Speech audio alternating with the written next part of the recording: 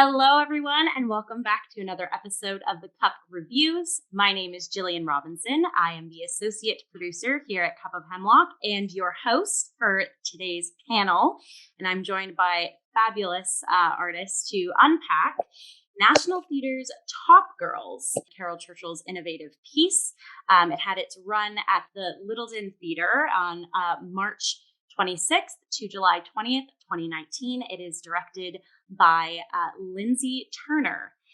But before we dive in to Top Girls, this piece also has a wonderful place in my heart. It was one of the last productions I did in theater school. I got to play Angie and Isabella Bird. So I'm so excited to unpack with this fabulous panel. But let's do introductions before we dive in any further. So Grace, how are you doing? Do you want to tell us a little bit about yourself and what you are sipping on today? Yeah, hello. My name is Grace Walker. I'm a content creator, dramaturg. I know. Literally, Allie just threw up and I'm like, yeah, same. So yeah, I do that. Embarrassing, but also proud of it. And then I also do theater, public relations, and communications kind of work. But yeah, I've been around. I'm a huge fan of Caryl Churchill. Biggest fan. When I had my first job interview in the theater industry, I actually called Caryl Carl. So my apologies, but learned my lesson and read all of her plays after that. So I think I made up for it. But anyway, that's me. Chaotic introduction. And in my cup, I'm drinking wine out of a mug that says Merry Christmas. Ah, I love that. Thank you, Grace. Carl, love it. Chalk it up for Carl. Moving on, Carly, how are you doing today? And what's in your cup? I'm doing great. Speaking of Caryl, it's me, Carly Billings. I'm happy to be here. I'm a theater maker, sometimes podcaster, storyteller, all those little things. And today I've got some taro milk tea with boba that I made today because apparently you can do that. So that was a fun adventure. That's me. Hi, welcome, Carly. Thank you for being here. And Allie, how are you doing? What's in your cup today? I am good. I guess who I am. I run Intermission Magazine here in Toronto, and I like Sarah Kane on a professional level. I think that about sums everything up. In my cup that says WAP, which is a wet cat on it, which felt very feminist and appropriate. It's a Starbucks chai latte that I 100% just put in a better looking cup for this. So she's here. She's queer. She's inciting fear and ready to talk about Top Girls. I love it. The amount of episode quotes we already have from all of you, I'm living. And you all just took a sip of your drink, so I'm going to do that as well. I'm drinking Belgian chocolate coffee. And it is with one of my favorite Disney top gals, Marie from the Aristocats, because ladies don't start fights, but they can finish them. So big cup of Java in my gal's cup. So yeah, let's dive right in to this innovative piece, and we'll start with our production question. So kicking it off with, which member of the ensemble stood out to you in this piece, being a very heavily ensemble based piece? And Allie, I'll have you kind of kick us off with this one. Ooh, okay. I'm so sorry I may steal other people's answers. I feel like I've been prone to do this on the cup. But Liv Hill as Angie is incredible. She's so good. That accent, absolutely obsessed. And I don't know how old the actor is, but she captured a pre-adolescent to adolescent angst and annoyance that I really appreciated and that I thought was really sustained throughout the through line of Top Girls. Yeah, totally. I absolutely agree with that. She's one of those, I kind of want to, what else are you in? Or I want to be on your radar. What else are you doing? Carly, what was your selection for the member that stood out for you? My selection, so I'm terrible with names, but my selection was Dull Grit. I thought she was so funny. For me, I'm always attracted to things that I would want to be. So I'm like, if I was in the show, I would want to be that character. And then and then from there I go, well, could I have played it as well? And I don't know that I could have, because I think she was so funny, brilliant, and also beautifully terrifying, which is all the best thing. And I was blown away. I was like, right from the get, I was like, okay, and tell me more. You can have some more bread. I will hand it to you. Just brilliant. Brilliant. Totally. I'm going to piggyback off of that because I'm also not the greatest with names, but I did look her up. Ashley McGuire is that actor's Amazing. name. Played Delgret. She was also my shout out. It was just fantastic. Like, she plays the comedy. And I think what's lovely about Gret's sort of position in that first scene is like she kind of brings all the women together in like that final like strength speech at the end. And my friend Hannah Termat, who played our Delgret back when I was in production as well, like I got the exact same visceral reaction when Del goes on her monologue, right? You kind of get those goosebumps because she has spoken the least. And now what she's saying, everyone is thinking or has gone through in some shape or form. And I just think, yeah, Ashley McGuire played that. She was stunning. Like, it was like on the dime, and I couldn't take my eyes off of her. So, that was also my shout out too. But Grace, what was your shout out? What ensemble stuck out for you? Yeah, for me, I really loved Wendy Quay. I think this is how you pronounce Lady Miho. That's how you pronounce her name. I've only read it, so I've never seen it in person before now. And I just thought the way she performed that character and how she really responded authentically to everything was so... You could tell each time everyone interrupted her, like it was getting to her and it was building. And I think that's really hard to do, especially when that first huge part of the show is like, it is so long, you know? And so to really find a way to steadily build and find and then create like escalation. I just think she did that really well. So I really loved her work. Yeah, I totally agree. Okay, great. Moseying on to our second question. What was your favorite production or design element? And Grace, I'm going to volley back to you to start us off with this one. I really loved the costume design. I thought it was really smart. I thought it wasn't overwhelmingly like you knew what was going on. I think at the beginning, right, you see a lot of green, you see a lot of really earthy tones, jewel tones. And as the play progresses, when you start to see them wearing lighter, you know, green tops, and then you see like Angie coming in and she has this like bright red jacket on, like that to me was so striking. And it really came together at the end of the show and you really got to see these characters for who they are and the power imbalances between them. And I just thought it was really smart and not like overly obvious in the beginning, which I think sometimes costume design can be. So I just think they did a really great job with that. Yeah, totally. And something this is super specific, but like I remember Angie coming into the office space. She had on that striped red shirt with the red overcoat. And then at the end, we see Joyce with the red cardigan and the striped skirt, right? Mm-hmm. So there's, like little Easter eggs of continuity throughout. Yeah, I agree with you. That was stunning work. Our costume designer, I have the name here as well, Merle Hensel. So, Allie, what was your favorite production design element? Yeah, so sorry to pivot from my bestie Merle. This person actually didn't have a credit on the site.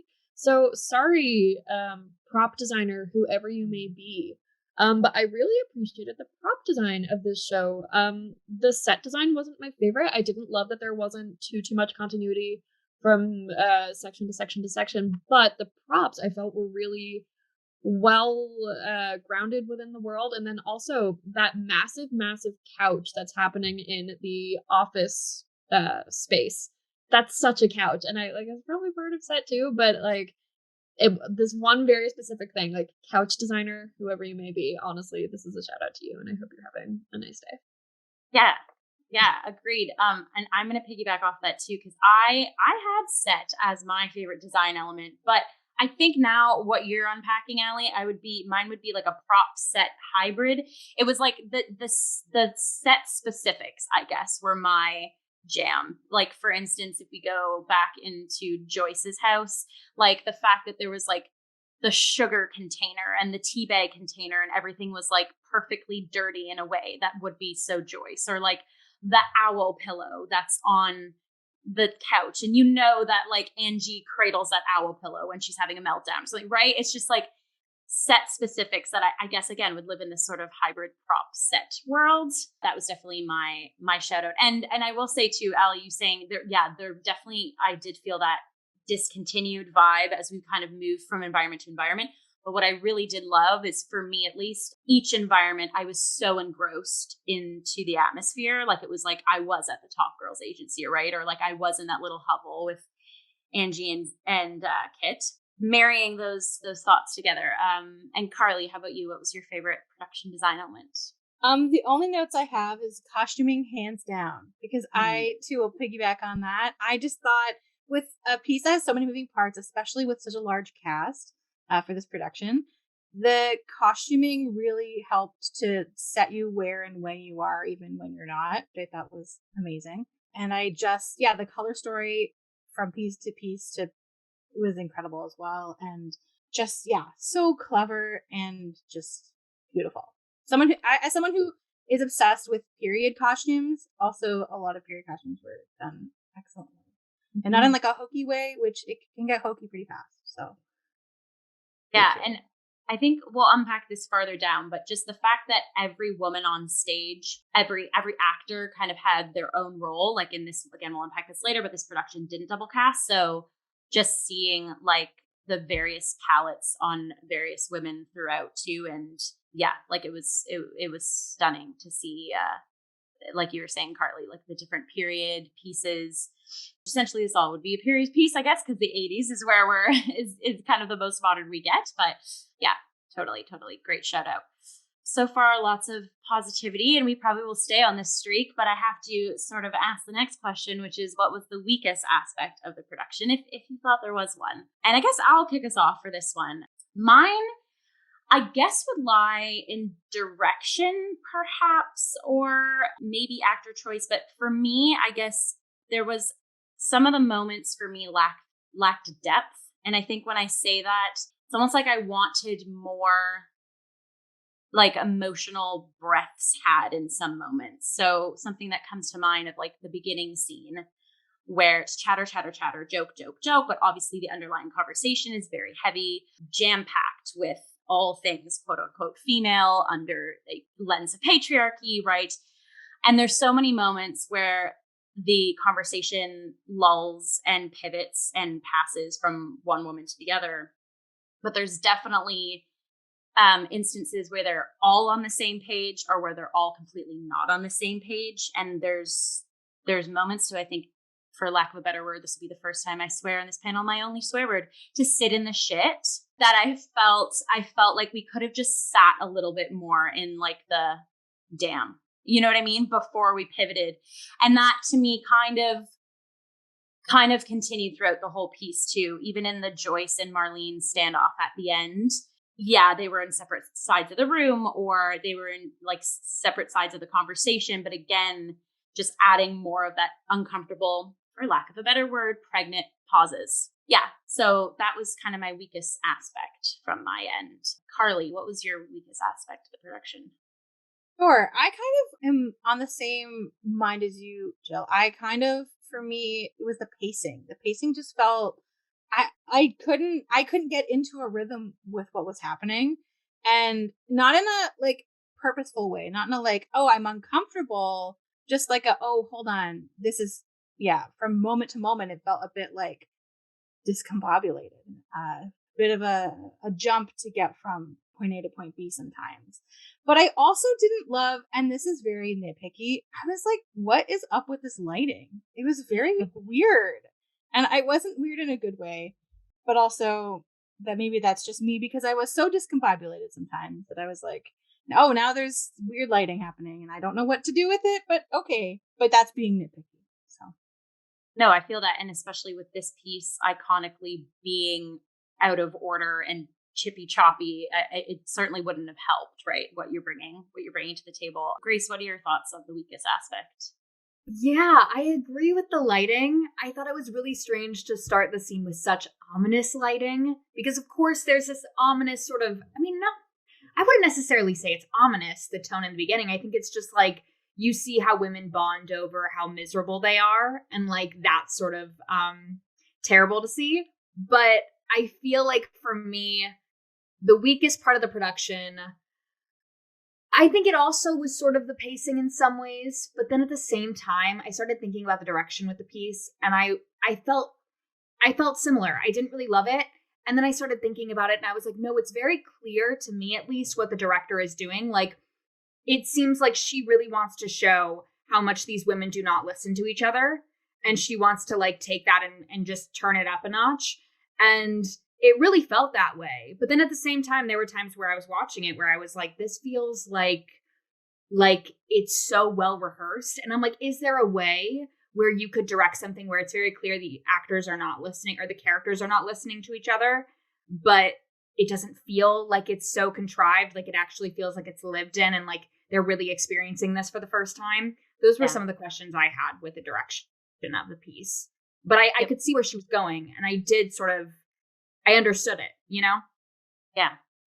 Well, it really, like, totally. And having been in this piece and other pieces where folks have been in, where you have like the slash text, right, where you are like jumping on each other's lines, like it honestly is like you're doing a play and also you're like training for like a marathon at the same time in and outside of the room, because you totally have to throw your brain out the window of how do I say a line and then my scene partner says their line. It's like, no, it's a whole different beast.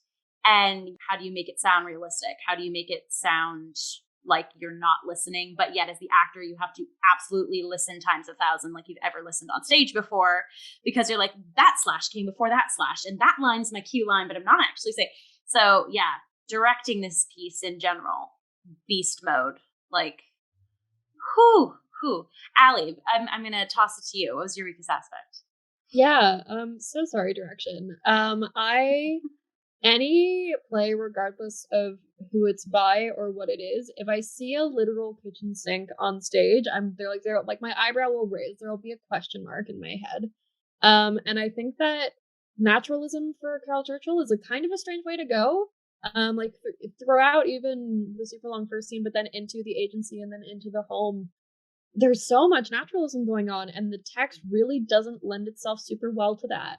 And I'm starting to think it's a National Theatre thing, which after the Katie Mitchell cleansed debacle, where you try to apply naturalism to anything that might be like kind of interesting or see how far you can stretch either a budget or a vision, I don't know how well it served the artistic intent of the play here. And I kind of just left thinking, okay, you've done this as naturalistically as possible. No one will top that, but what did that actually achieve in terms of the dramaturgy and in terms of themes? That didn't do much for me, and it just felt like a wasted opportunity to perhaps flex more creative muscle for the direction. That's why the ending, right? Like this really cool ending didn't necessarily feel earned, because it's like there's no, I mean, of course the beginning, right? Like that feels a little estranged from the rest of the story, but the ending, right? It just feels so unexpected because you've been living in this world of naturalism, and then suddenly she comes out and she's like, not to spoil the ending, but she's like frightening, you know? It's like,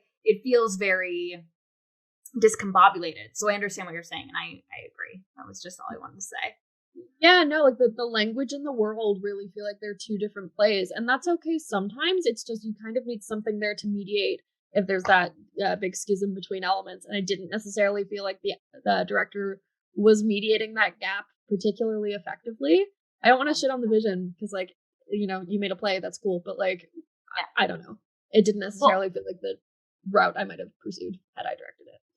I think that's something to think about too, and what you brought up, Allie, of like there's so much naturalism in this piece. And I think what's wonderful about Caryl Churchill and like what she did and who she was all about was like her pieces were like anti-traditional theater. Like that's part of the reason why the structure of this piece is sort of getting visceral here, like more of like the female climax per se than the good old Freytag's pyramid kind of vibe here, right? Where okay, several.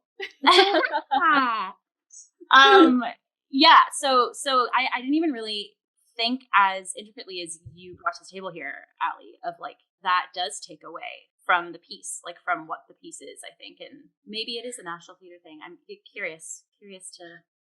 Yeah, and like I'm sort of joking with the kitchen sink thing, but I'm also kind of not, because I think any director worth their salt who's consciously, someone has sourced that kitchen sink, someone has had a conversation with the director of, hey, do you want a kitchen sink on this stage?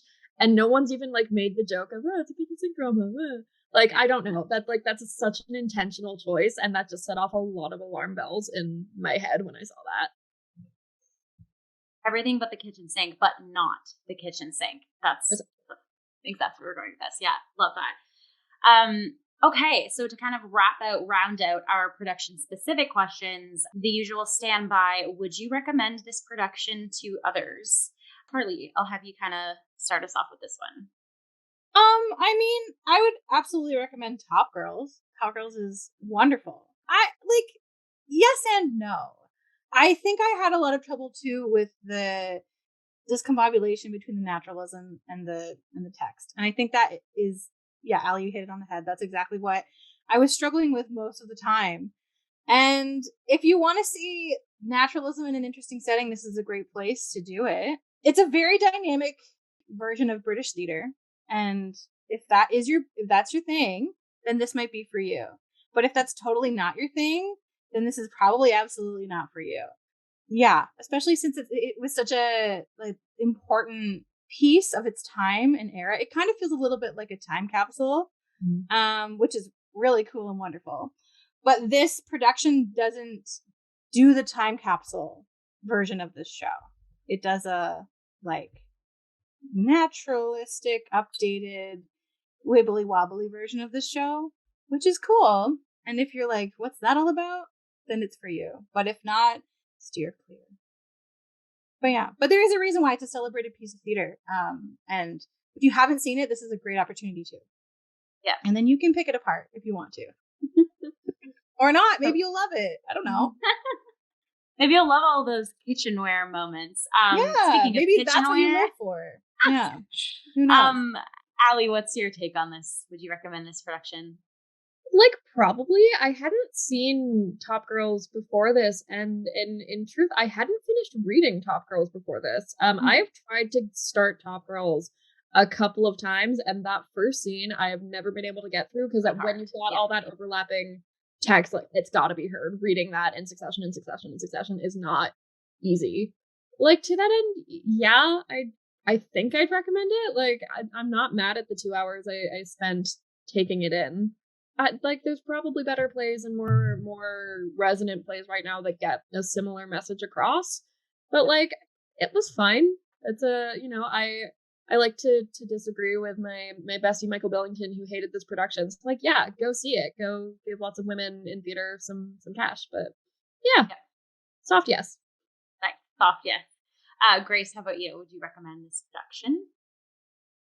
I would, just because, here's the thing. Do I think it's the best production of Top Girls that has ever come to fruition? No.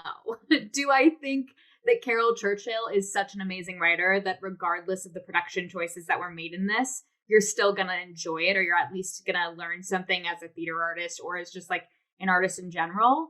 Yeah. And so I don't know. I mean, I didn't necessarily agree with every choice, but I loved hearing the language out loud. And I also wondered watching it, I was like, do I not like this because it is very British? You know what I mean? Hearing the way that the women were arguing with each other. And I've seen so many British plays where it's kind of in that similar vibe. And I'm like, as an American, this doesn't really feel authentic, but maybe that's because I'm not the audience for it, you know? Right. So I kept wrestling with that when watching the show. So I think if you're an American, I mean, it's not going to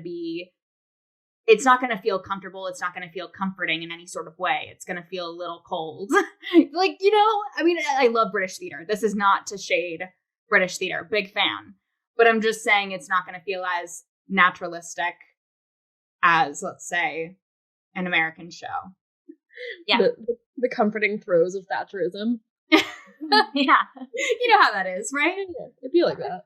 No, I'm picking up what you all are putting down, and I agree. I would say, yeah, definitely see it. I think it's it's a wonderful piece of theater. It's cool to kind of get your first look into Top Girls. This is the first time I'd seen Top Girls. The only other time I had been in Top Girls. So this was kind of neat to kind of see the overlapping text and see kind of the backwards chronology of character arcs.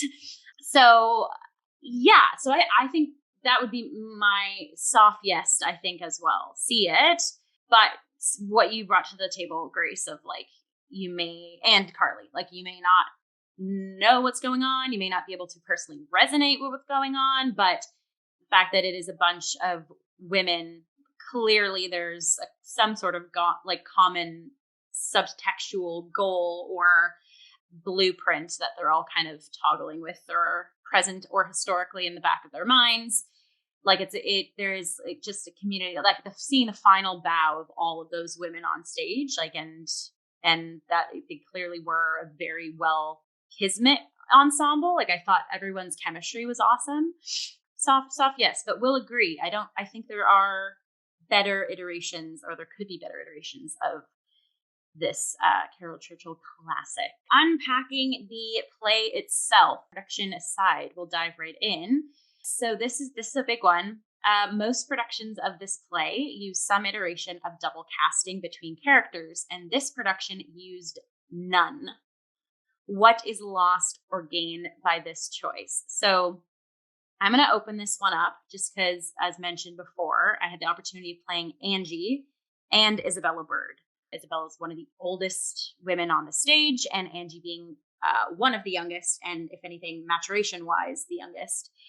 And it was phenomenally awesome, fantastically fantabulous to find so many commonalities between Isabella and Angie. So many. Like, it was wild. And I know I speak for the women who are in that production with me too, whatever their double casting was. Like, Delgret was Mrs. Kidd. Marlene stayed consistent. Kit was Nell and was also Griselda. And there's so much to unpack. And now, mind you, we did it in a theater school setting. So it was also kind of a wonderful playground for all of us to kind of dive into both these characters and get like a really meaty character study. But just to be able to thread those things together, at least for all of us, it made the piece have so much bigger heartbeat and common ground and pulse to kind of carry on the torch from character to character. And so that definitely to me was gained. There's a lot of the underneath, right? I think can be sussed out through the idea of double casting. I could talk for hours on this point alone. So I'm going to pivot. Allie, you go. What's your, what do you think's lost and gained by this?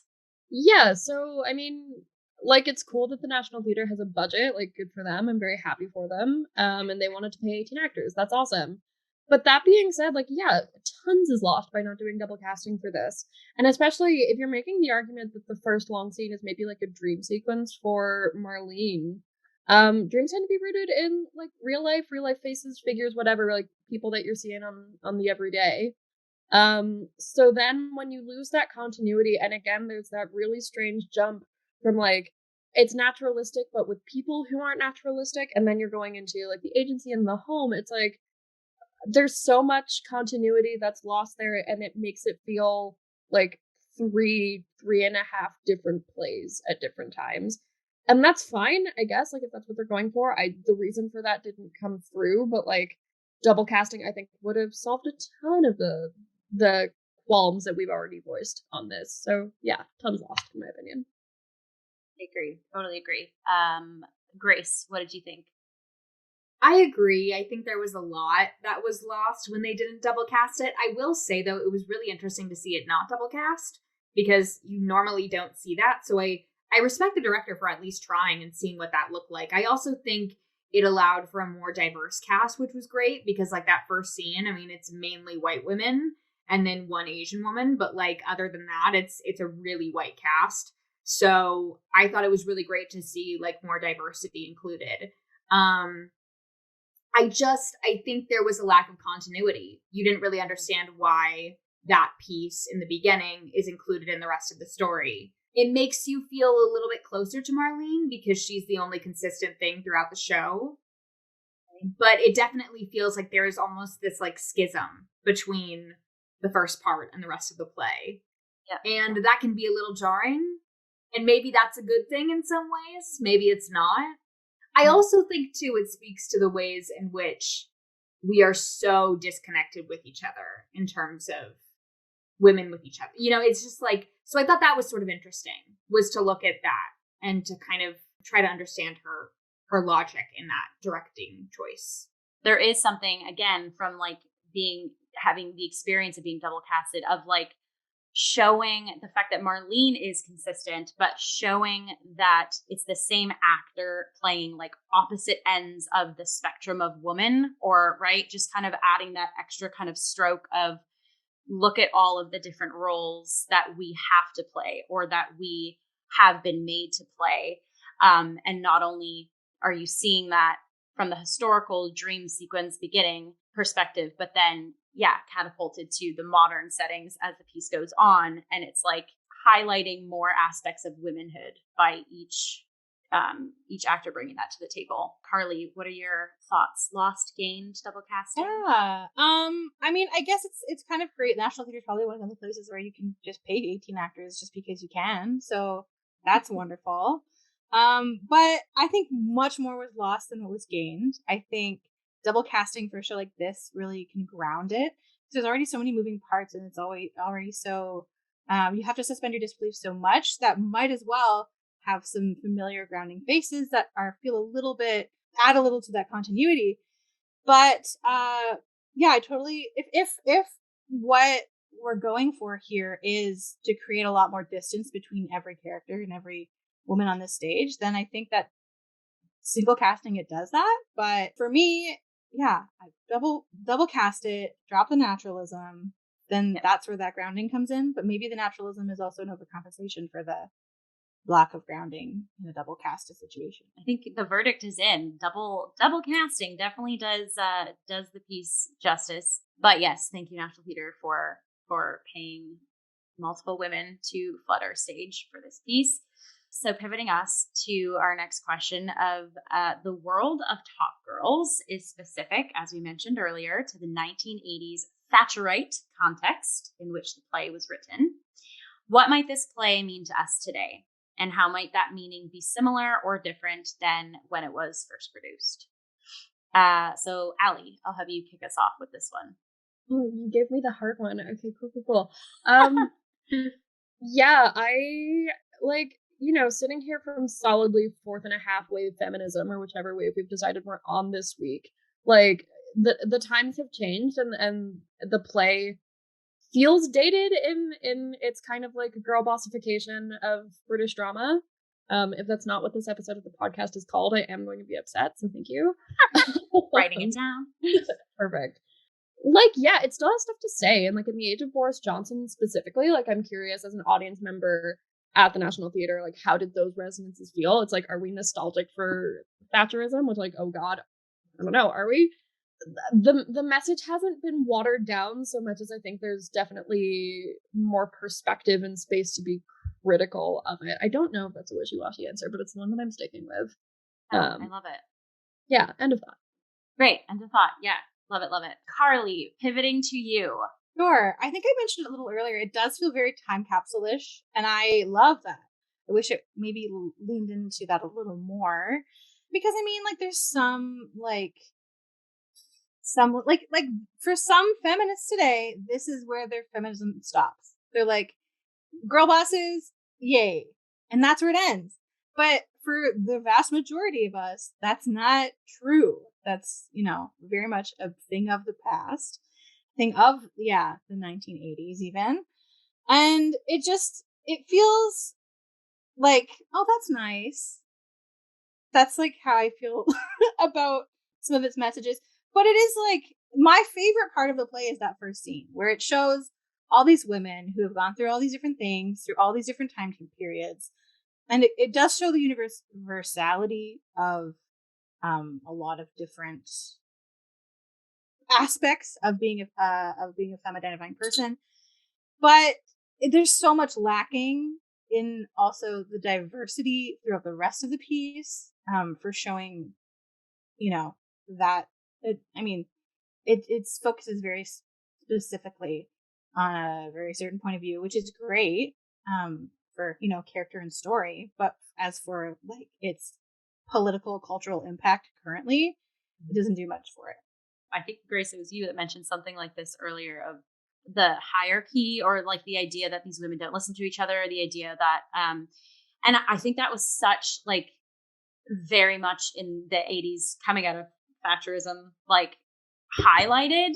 And I don't think I would like to, maybe this is an optimistic viewpoint, but I'd like to think we're not there anymore, where it is very much still like this hierarchical system. I mean, I do think there are definitely iterations of that still exist today, but I just think it is a bit dated. But I do think you can still do something with this piece, but I guess then you open up, maybe this is a whole nother thought, a whole nother question of like, you can't really put this piece into a different era because that kind of takes away from the specificity that's brought into the fact that it was kind of encased in like this 80s rhetoric. But because I feel like all of these women in this piece, aside from the first scene where arguably I would say that's the time when we have the most diverse, like from like a history point of view or a life experience point of view.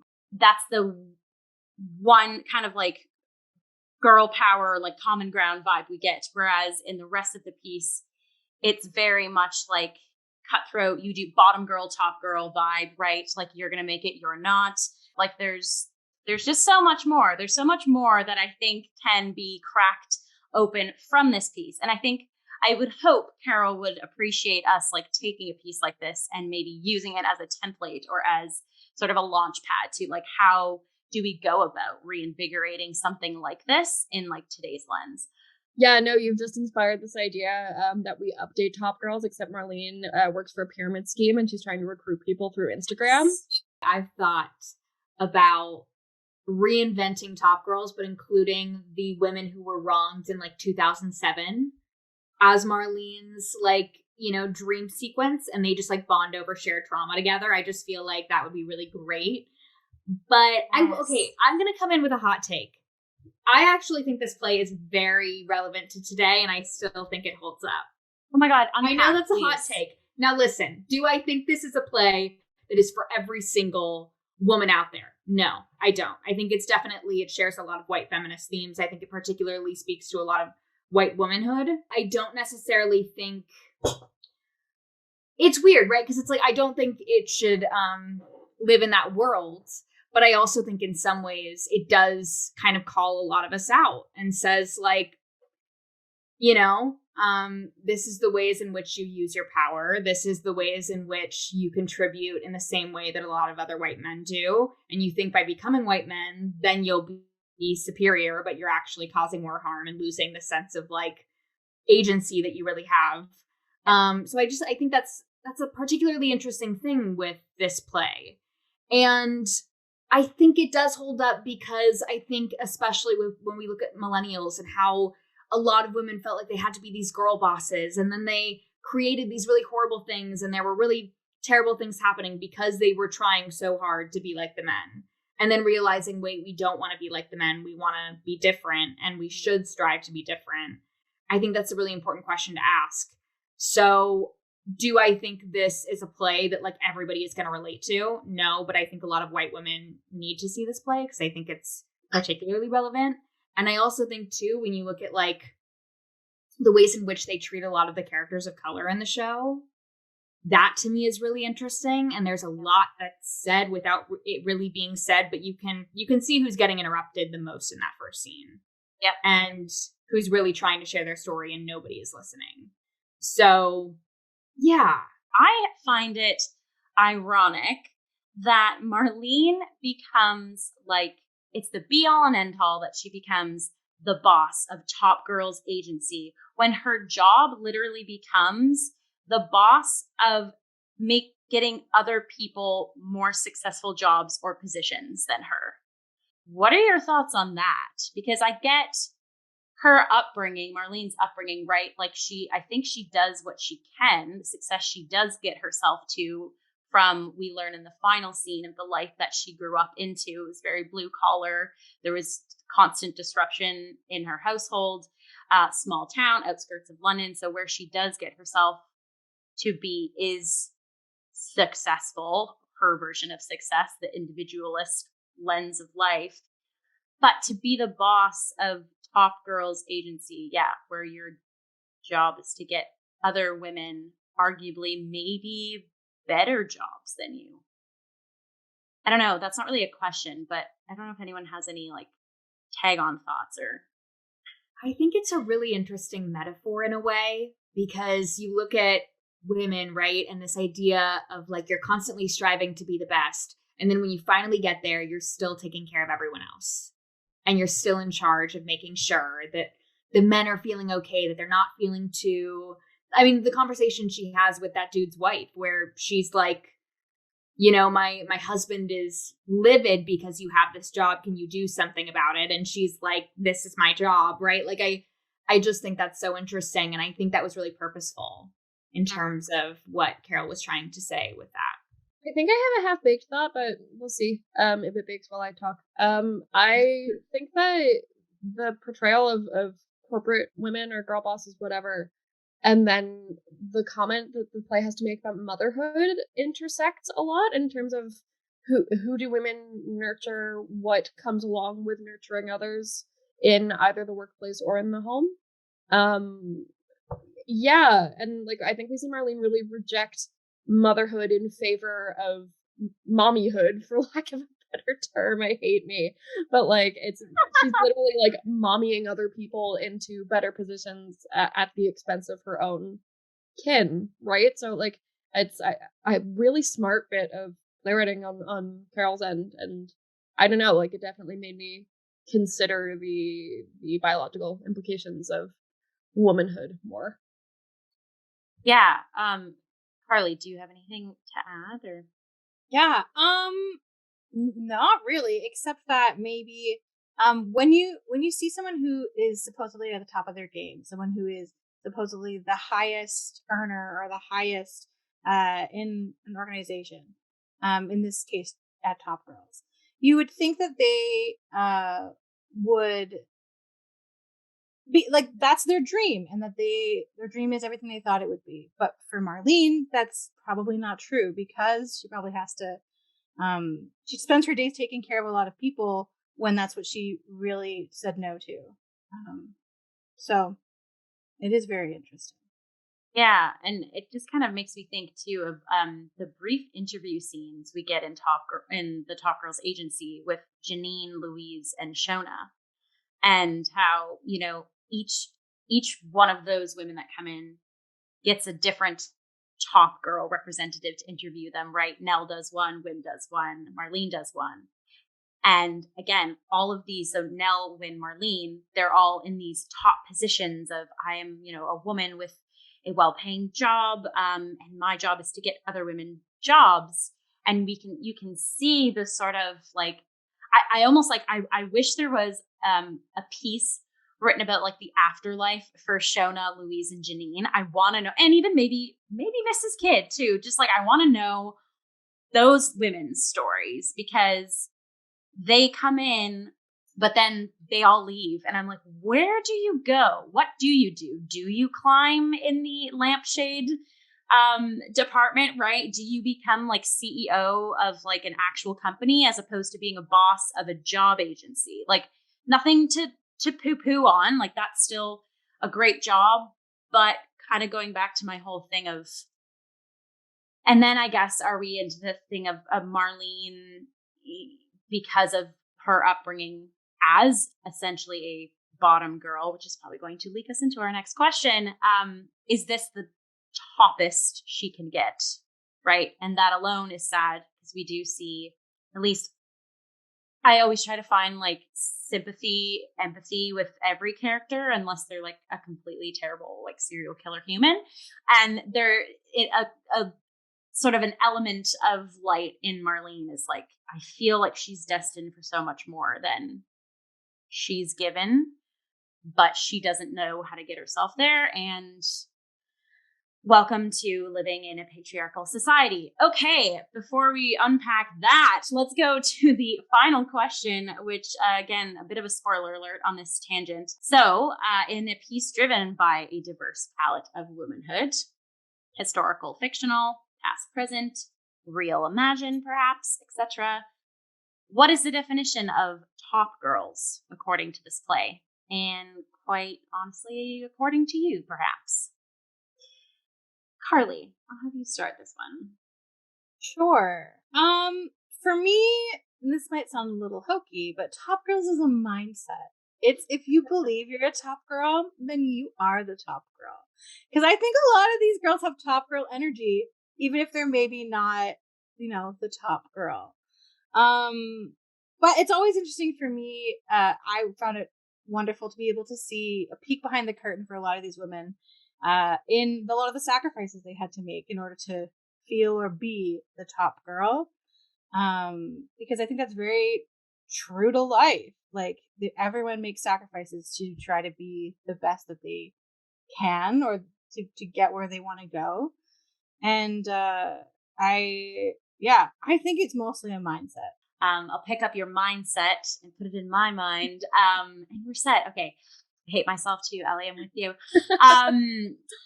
So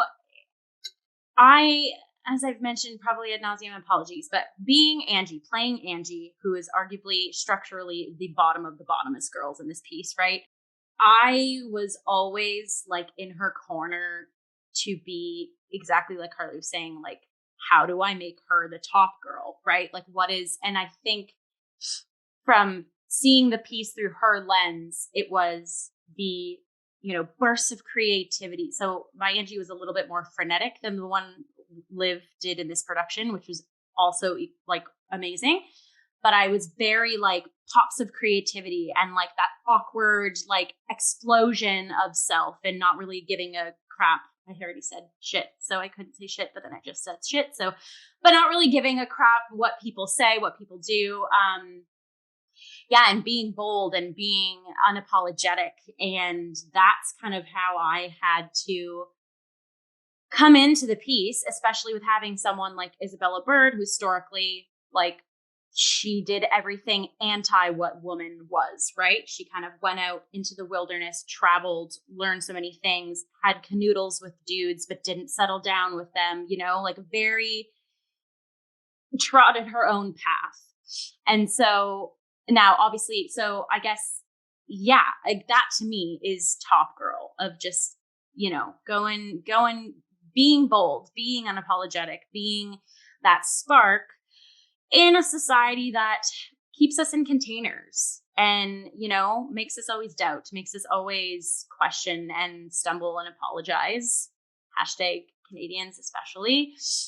But I think with this play, and we've kind of unpacked this earlier, with it being so rooted in this 1980s Thatcherism, I think the definition of top girls according to this play is Marlene, right? And like, what does it mean when you are top girl, top position, and the sort of like spiraling effects that could have, or like the negative way that can be, or like ramifications of if you sacrifice one part of womanhood, you can't have the other, or vice versa, right? Like you can't have workplace motherhood, humor, or emotions. Basically, you can have it all and still thrive and survive times a million. Wow. I'm going to, Allie, just give it right to you because I need to stop talking, but I'm not going to apologize. I'm just going to give you the torch.